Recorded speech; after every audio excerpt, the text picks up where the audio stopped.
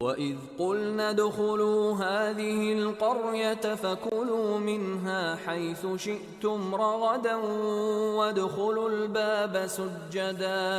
وادخلوا الباب سجدا وقولوا حطة نغفر لكم خطاياكم وسنزيد المحسنين. فبدل الذين ظلموا قولا غير الذي قيل لهم فأنزلنا على الذين ظلموا رجزا من السماء بما كانوا يفسقون. وإذ استسقى موسى لقومه فقلنا اضرب بعصاك الحجر فانفجرت منه 12 عينا قد علم كل أناس مشربهم كلوا واشربوا من رزق الله ولا تعثوا في الأرض مفسدين. وإذ قلتم يا موسى لن نصبر على طعام واحد فادع لنا ربك يخرج لنا مما تنبت الأرض من بقلها وقثائها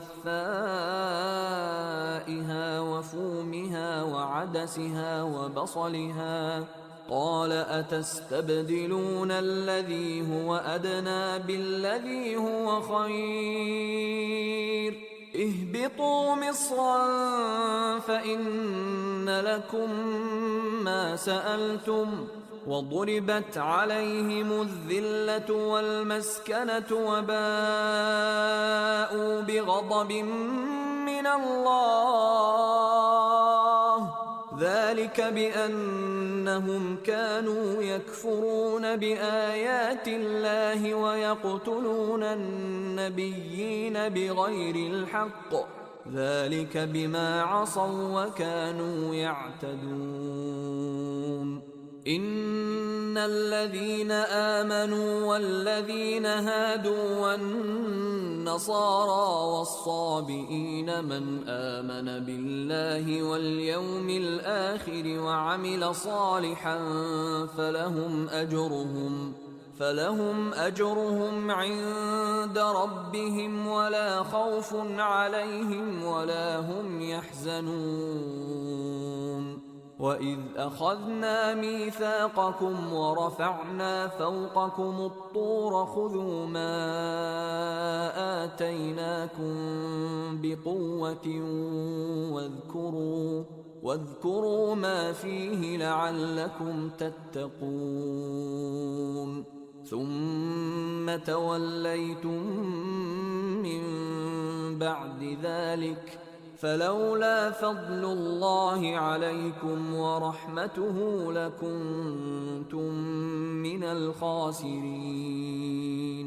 ولقد علمتم الذين اعتدوا منكم في السبت فقلنا لهم كونوا قردة خاسئين فجعلناها نكالا لما بين يديها وما خلفها وموعظة للمتقين.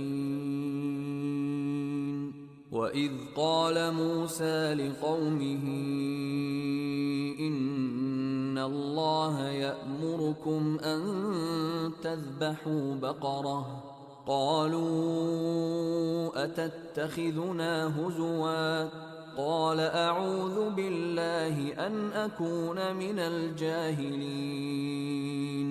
قالوا ادع لنا ربك يبين لنا ما هي قال إنه يقول إنها بقرة لا فارض ولا بكر عوان بين ذلك فافعلوا ما تؤمرون.